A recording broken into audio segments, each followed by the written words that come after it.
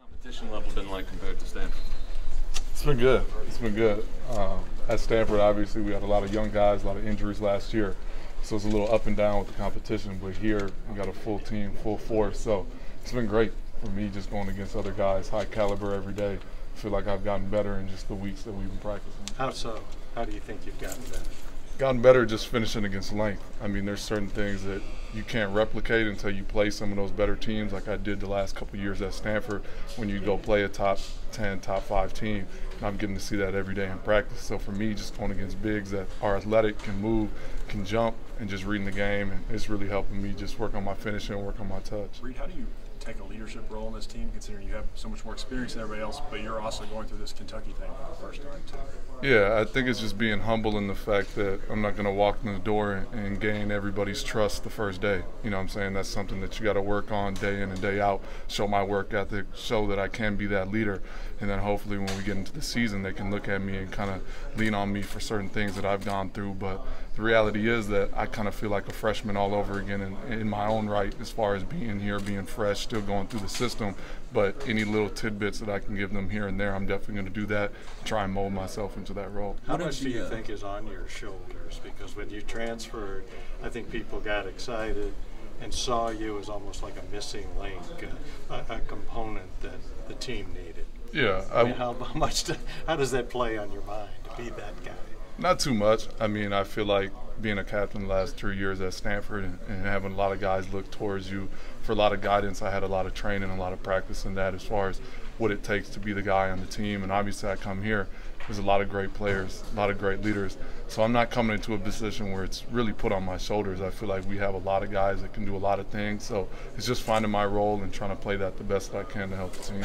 What are the battles? Embrace just the whole Kentucky experience, the history, and the expectations that come with it. Yeah, I'm still learning. Like I said, I just got out here about a month ago, and every day I'm kind of learning the expectation and the history and what comes behind being part of this program and this tradition. So for me, it's been a blessing just being able to talk to former players or see certain guys around and just kind of pick their brain about what it means to be here at Kentucky and the certain level of work ethic that you got to have with it. What was your perception of Kentucky before you came here?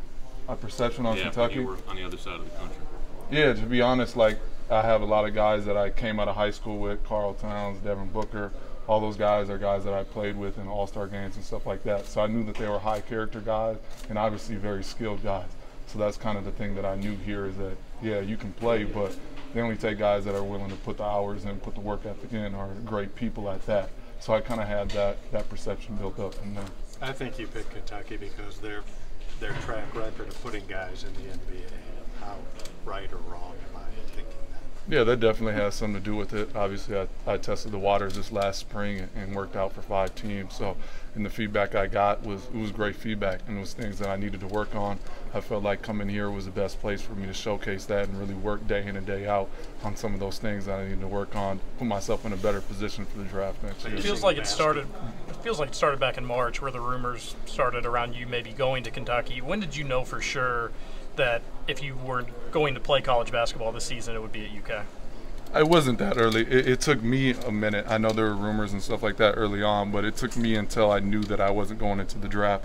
My mindset was full on blown, killing those workouts that I was in and getting the right feedback and hopefully getting a flyer from a team that wanted to draft me this past year. But when I kind of got the news that it was 1 foot in, 1 foot out, that they were kind of looking at me as a guy probably undrafted, I knew that I could look at some other options with that 5th year, and that's kind of when I started to look at certain places, and that's when Kentucky kind of came to the forefront of my mind. Why did they look at you as a guy that might not be drafted?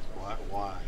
I mean, there's a variety of reasons. I mean, skill set, I'm still working on my perimeter game, still working on my three-point shot, stretching it out a little more, still trying to get out and move a little better on the perimeter, defend a little better. So it's not to say that they said that I couldn't be in the league last year or couldn't find a way through the G League or whatever like that, but for what I was going to do, the benefits of going back to college for 1 more year, just experiencing college basketball again and trying to put myself in a better position outweighed just trying to jump into the NBA right away. Did you share with any of those NBA people, like, hey, if I go back to school, it might be at a place like Kentucky? Did they give you any feedback in terms of, like, yes, that would be a great place for you to, you know, to improve your chances in the NBA?